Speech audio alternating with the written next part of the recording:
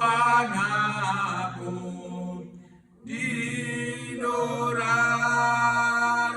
nokutara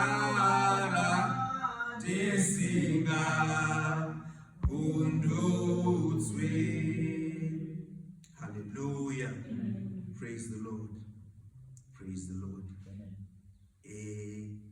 Nasi kana ishira katitendera tichapedzisa series yatanga tichiita ya Josefa.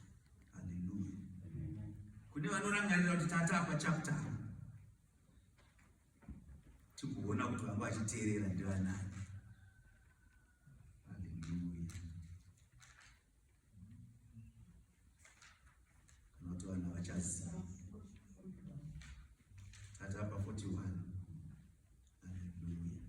Let me verify kuti ndizvo 41. Josefa unodudzira kurota kwaFarao. Yes.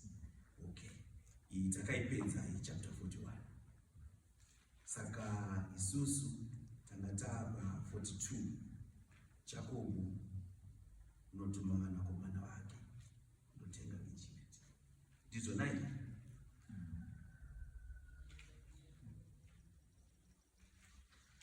Hallelujah. Praise the Lord. Tingoona matira again. Baba wetu, Baba wa Yesu Kristo.